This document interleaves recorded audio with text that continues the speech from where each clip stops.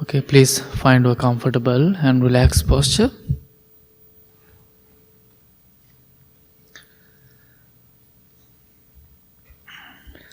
Keep your back straight as much as you can and gently close your eyes.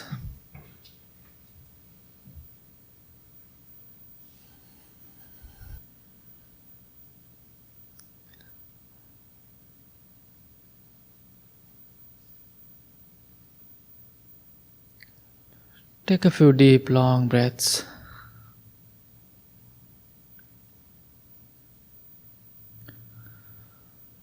Do it few times.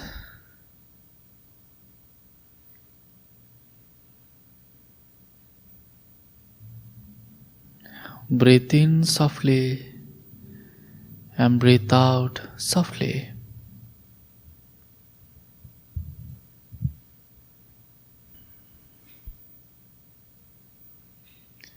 Slowly bring your attention to this moment.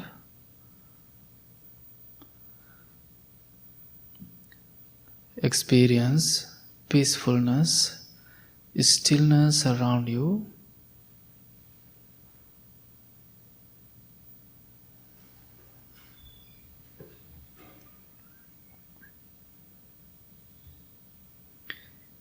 It might take few moments.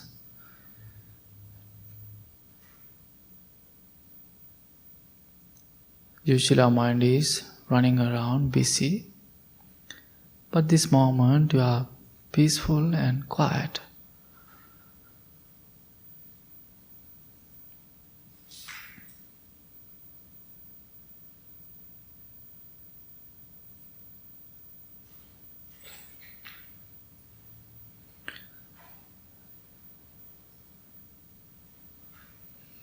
And mindfully listen to the sound of the singing bowl. And then we can start our practice.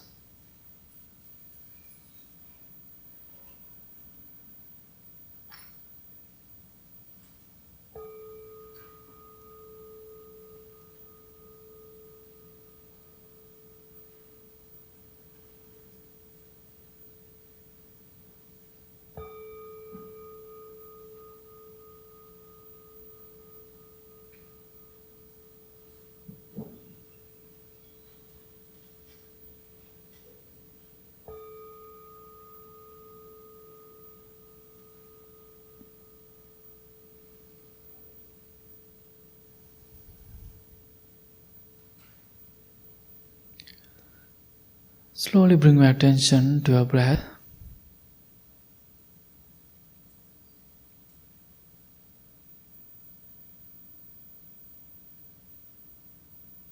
Focus on your tip of your nose.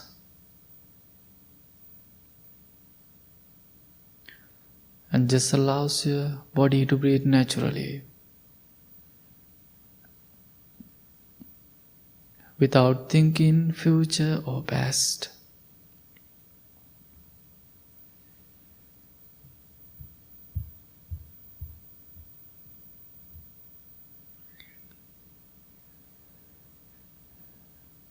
If you are having any distractions, you can take a deep long breath and come back to your practice again.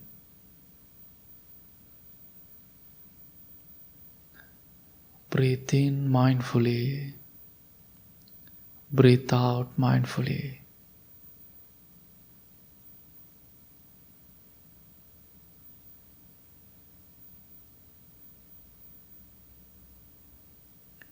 Mindfully pay your attention on your inner and outer breath.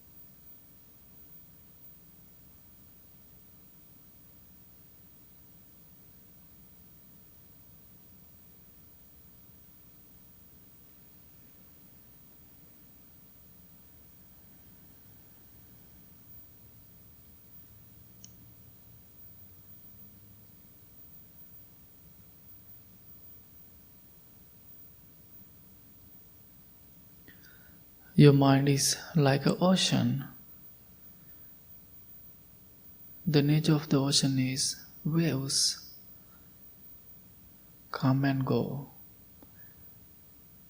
After each waves, there's a new wave is starting. But when you go to the ocean, when you go to the beach, you can enjoy the waves. It is beautiful, peaceful, the sound. Your mind is same like an ocean. Thoughts are rising, remaining and disappearing. Part of the mindfulness practice is understanding your thoughts. Whenever you are having thoughts, just know I am having thoughts. You can't stop having thoughts. Just watch them. Mindfully come back to your breath again.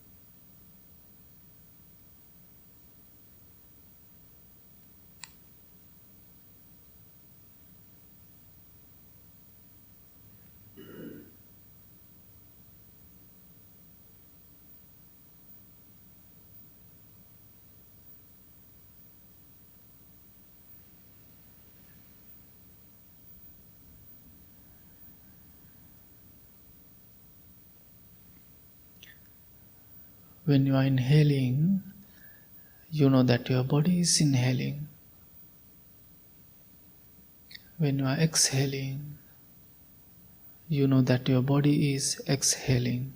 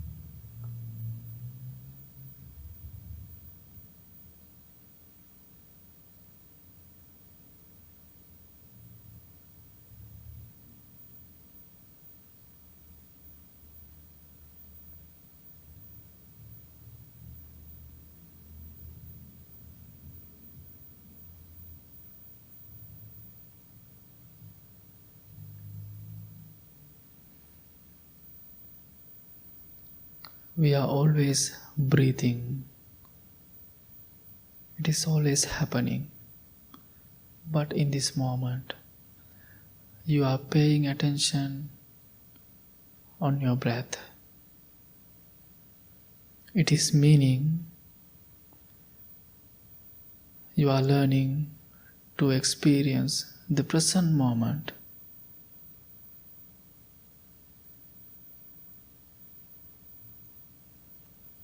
Breathe in mindfully. Breathe out mindfully.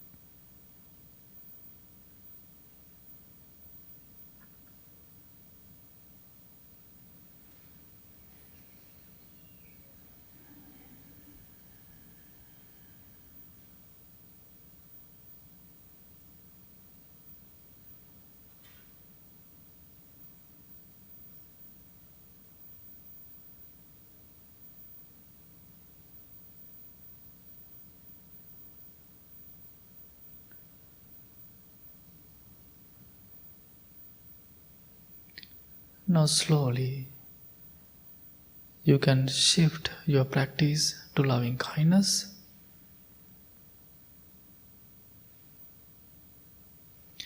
Be kind to yourself.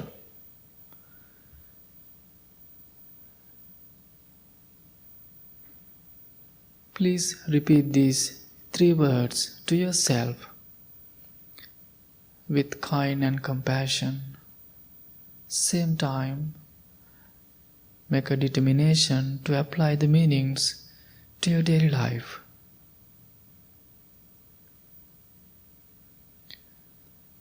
May I be content.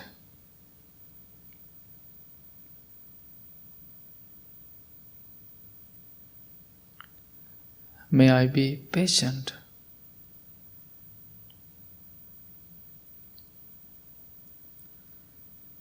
May I be skillful.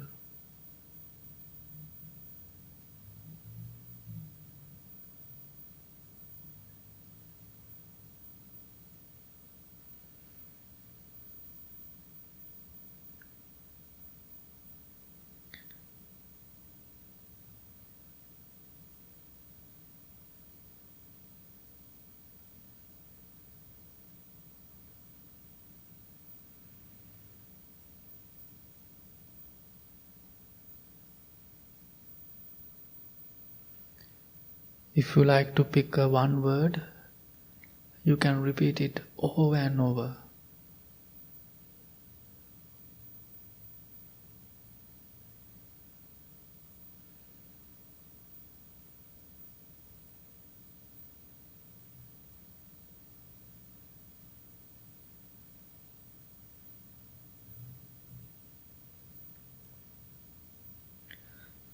And also you can use your own words to practice self-love.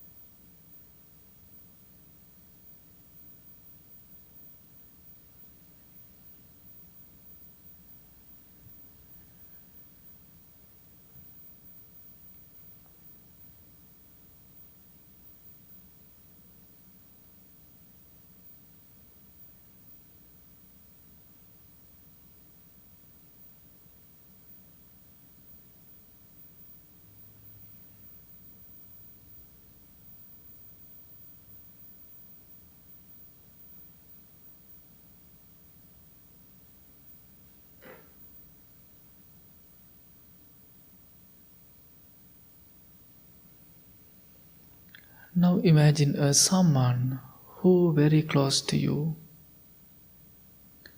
or who needs your blessings, who is in sick or tough time.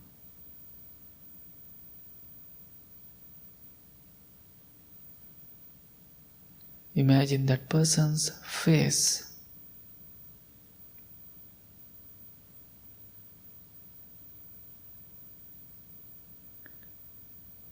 With having unconditional love, send your kindness towards that chosen person.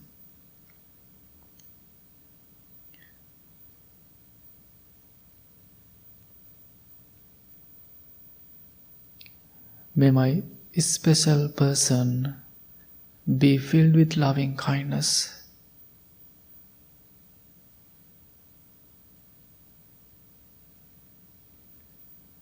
May not any difficulties or dangers come to him.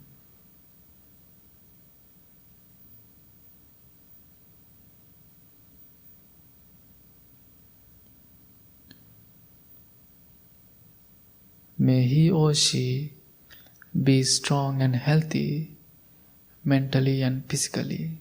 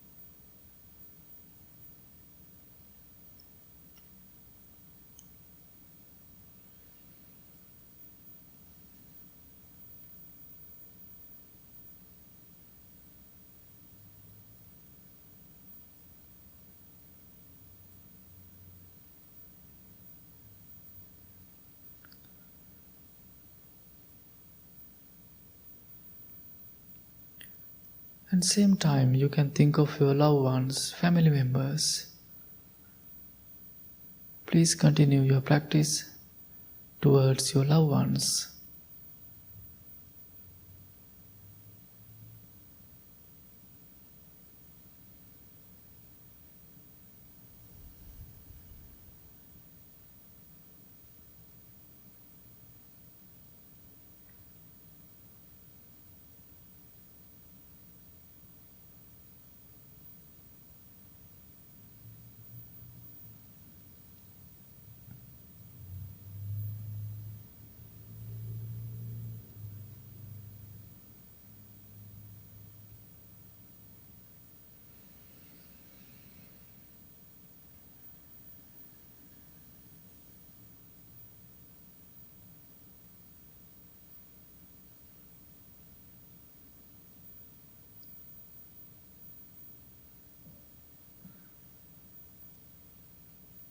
Also, you can extend your loving thoughts towards all the living beings beyond this room.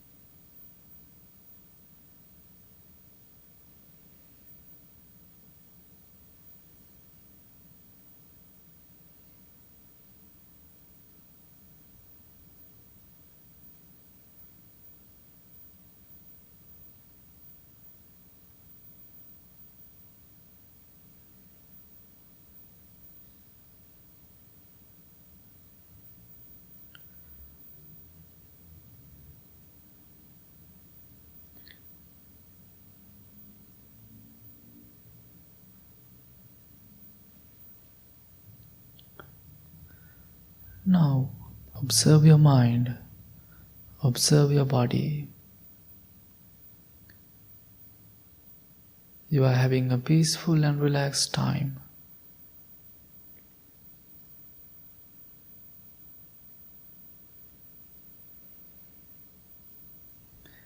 Take a few deep, long breaths. Breathe in, I am in peace. Breathe out, I am in peace.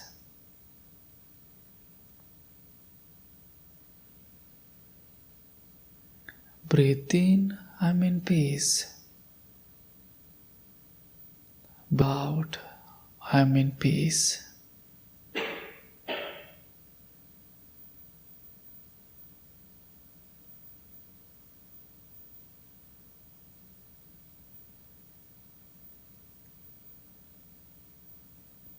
Appreciate your practice, appreciate your dedication and this moment. Having that appreciation, please bring your hands together in front of your heart. Make a commitment to yourself to apply this practice regularly. May all the living beings be well, be happy, be peaceful. May all the blessings be with you. Thank you so much. Slowly open your eyes.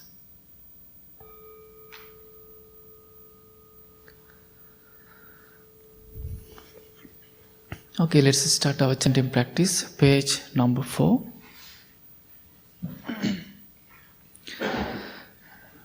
You can chant with us. Also, you can listen to us.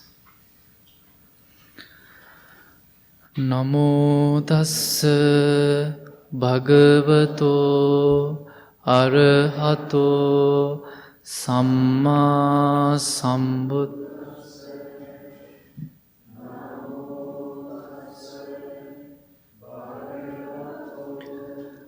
Arahato samma sambuddhassa. Namo tassa bhagavato samma sambuddhassa.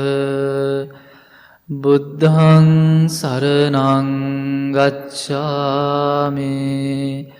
Dhammaṃ saraṇaṃ gacchāmi. Sanghaṃ saraṇaṃ gacchāmi. Dutiyampi buddhaṃ saraṇaṃ gacchāmi. Dutiyampi dhammaṃ saraṇaṃ. Dutiyampi sanghang saranang gacchami Tatiyampi buddhang saranang gacchami Tatiyampi dhamman saranang gacchami Tatiyampi sanghang saranang anicca vata sankhara uppada vaya dhammeno uppajitva nirujjanti te sangvupa samusuko sabbe satta avera hontu sabbe satta abhyapajja hontu sabbe satta anigha hontu sabbe satta sukhi attanang pariharan mano pubbangama dhamma mano settha manomaya manasace paduttena bhasati va karo tato nandukha manveti chakkang vahato padang mano pubbangama dhamma mano settha mano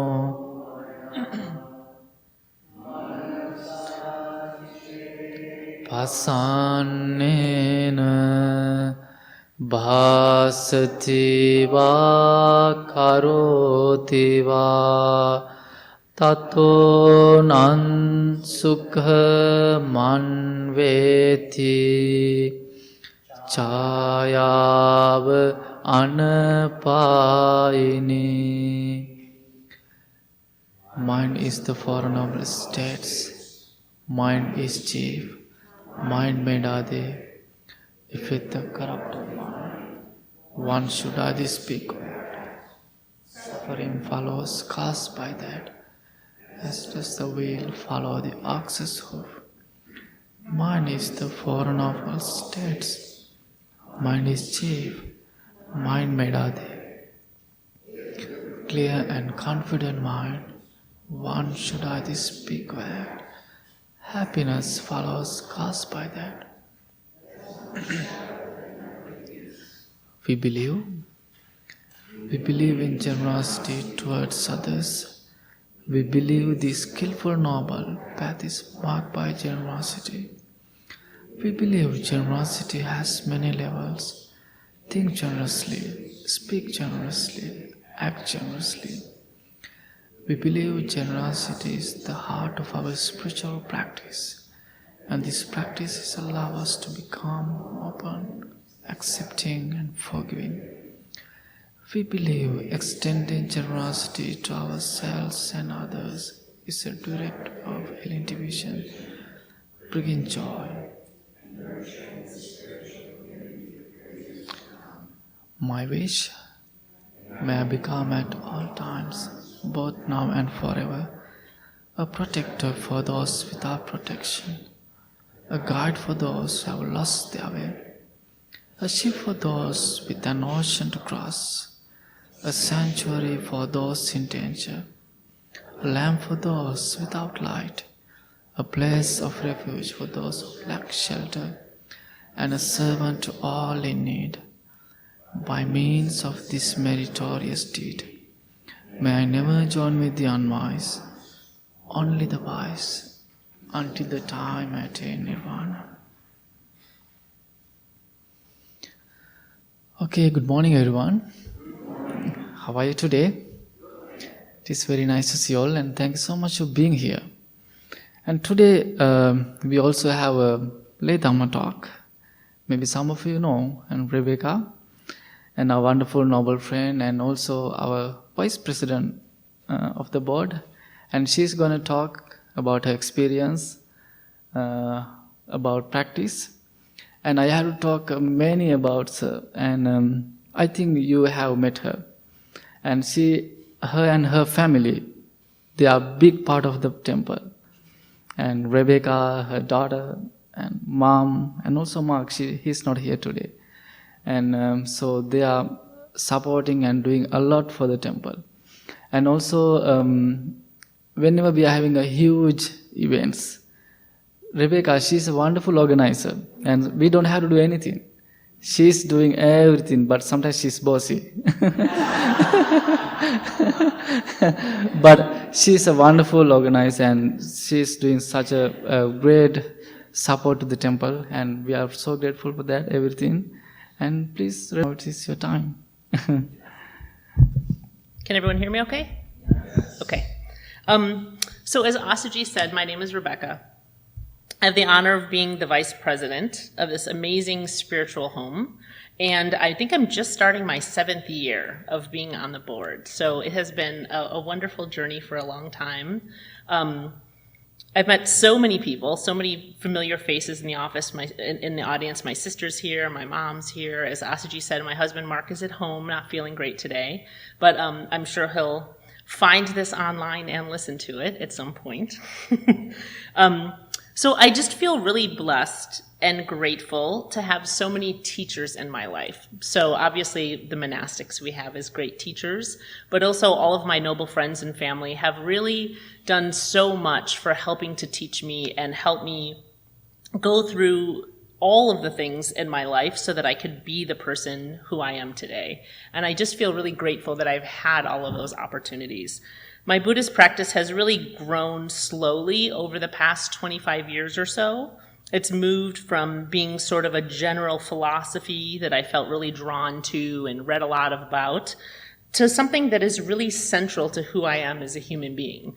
When I was first asked to talk this summer, I thought a lot about what I wanted to say, and I realized that just every single thing in my life is touched in some way by my Buddhist practice. And it kind of snuck on me. It just happened gradually over time, and I didn't realize that that was true. It's profoundly impacted the way that I've raised my daughter. My husband and I really, really honor the teachings of the Buddha and think that they are a wise way to help prepare her to grow and be her own individual. She's getting ready to start her senior year of high school. So, teenager years are fun sometimes, but we have tried our best to help instill within her a level of independence and wisdom about life so that she can go make choices that are good for her. It's really impacted personally my relationships at work and with friends and with family. I find that I'm at a place where I'm just authentically me all the time. And no matter who my audience is or who I'm with, I find that I just comfortably just sit in those shoes where my values don't change. I'm not a different person at work, or I'm not a different person when I have to talk or present in a meeting or be in a position where I have to have a hard conversation. All of those times I'm able to really show up authentically with who I am. And it's been really central to learning to cope and manage with my husband's illness. So some of you guys know my husband, Mark. If you've seen him around the temple, he's in a power wheelchair, like I think the only one. So if you've seen him, you know who he is. And Mark has been an amazing, amazing teacher to me. Mark has primary progressive multiple sclerosis, and he was first started getting sick about 8 years ago. And it's been a really long and difficult journey. And he's really been forced to redefine every aspect of his life, totally against his will, and doing it while he's in chronic pain and absolutely unknown about every aspect of his future. And he has struggled through a lot of it and had lots of ups and downs, but having a Buddhist practice in our life has been a place for us to always rest into and lean into, and we just keep doing that again and again and again. In September or spring of 2019, Mark fell into a coma for about a week and spent 8 months on hospice care. So he's had some really scary, dark times for all of us. And he's now been pretty stable for almost 3 years, and he hasn't had any further disease progression, which is wonderful. He's absolutely the strongest person that I know, and I just feel so blessed to be his partner walking through this life. I think if you've talked to me much at all about helping to manage Mark being sick, I use the word raw a lot. I feel like our life is really raw. Like there's this raw humanity about being disabled or having a disease in your life that you just can't get away from. And so we work really hard not to let that define us. And that's way easier for me than it is for Mark. But finding a balance between honoring these things that are a part of our life, but not letting them become all of our life.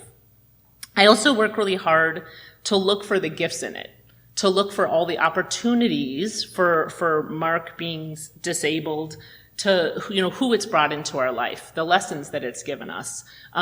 Just again and again that there's opportunities and gifts that are there if we really look to see them. And it's hard to see them sometimes through sorrow or pain or fear. It's really hard to recognize a gift, but if we look really closely, you can usually find them in almost everything. So one of the things that has really been central for us is finding a way to have a practice of gratitude and to intentionally live in joy. And when I couldn't decide what I wanted to talk about, I decided that was like the central theme in my life that I could talk about, is just happiness.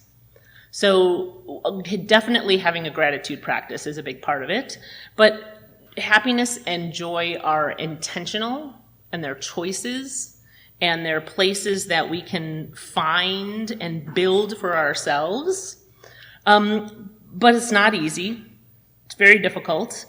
And I think for me, getting to a place where I feel like I sustained happiness started with me deciding what happiness was. So I think that happiness to me today doesn't mean anything like what it meant to me 10 years ago or 20 years ago. But defining happiness has been really important for me. So I'd like to talk about happiness for a second with you guys as a whole. So who wants to share with me or with all of us, what's your definition of happiness? What does happiness mean to you? Anyone want to share?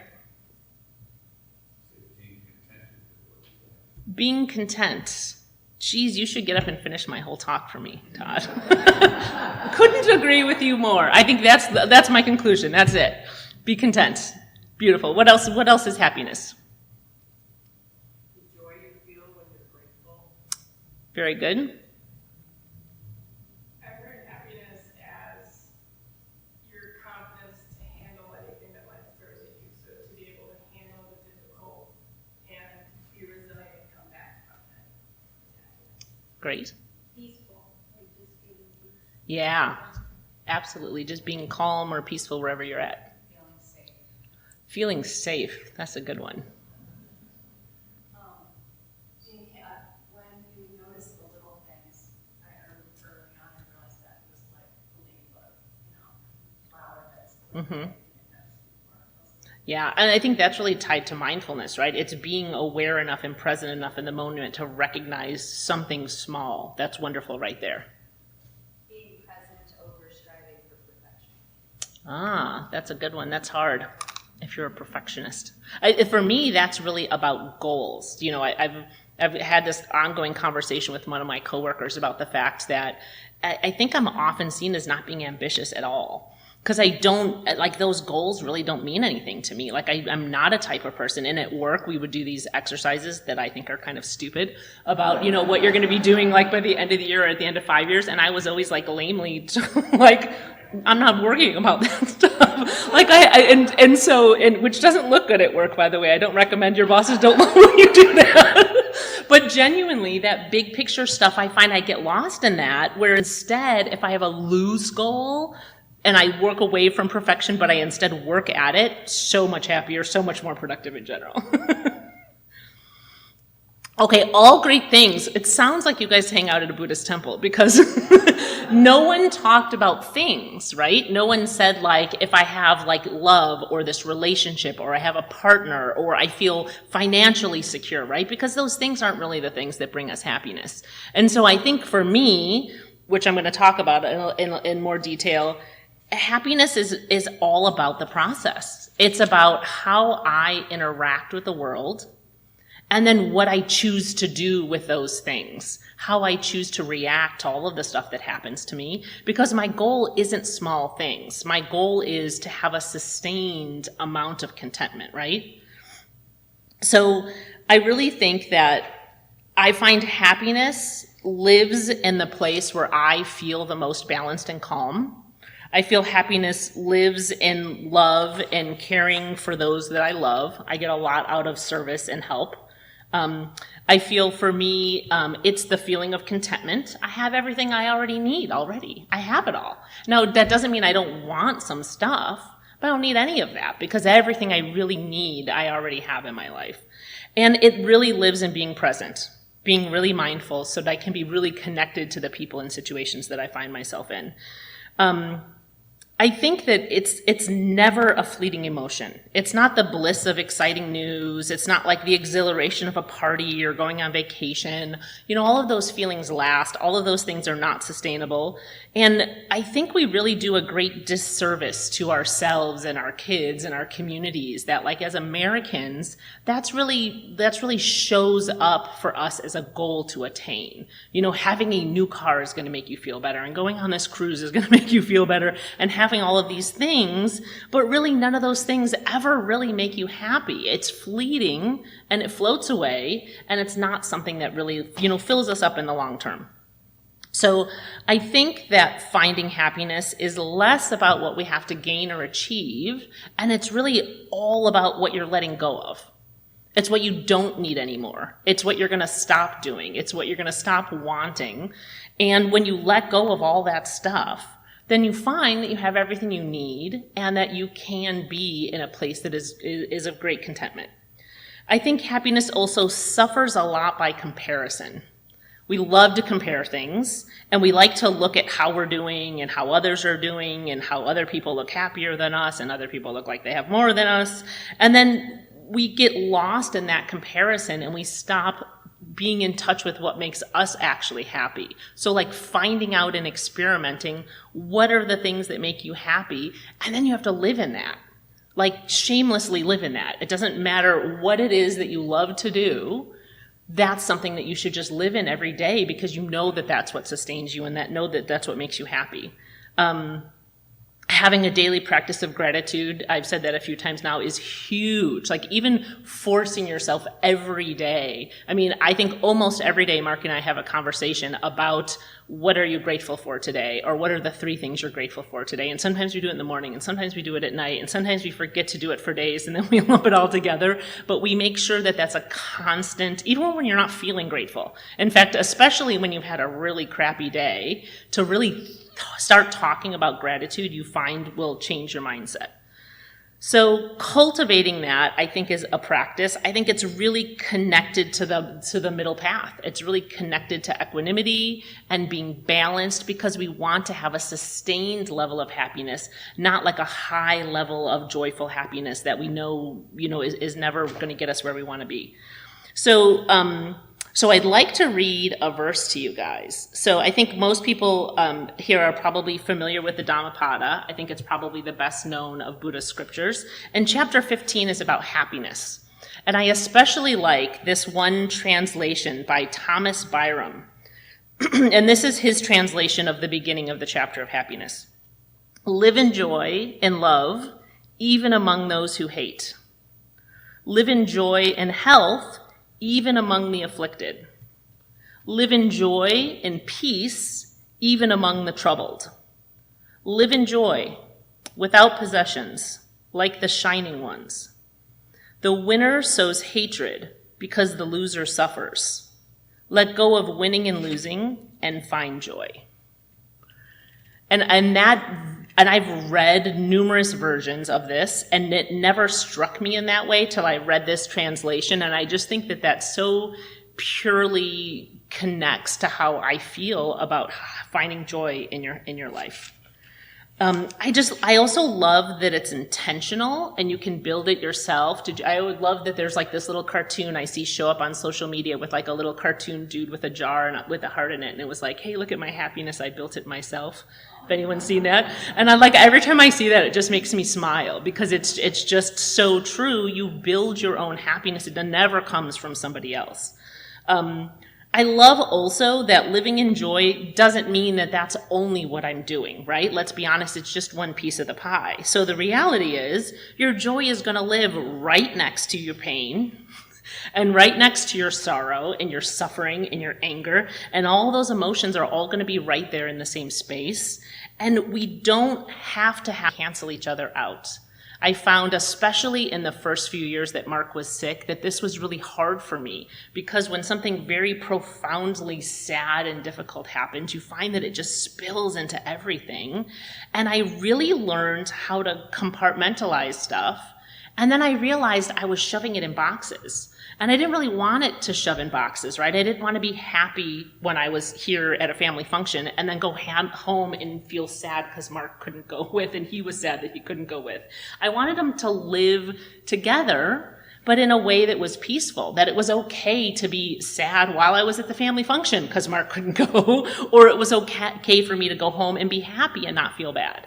And so I found that that balance was really difficult. Like I think I practiced for years before I felt like I was at all good with it. And now I find that they can live in harmony together, which feels a lot more like a natural space to me.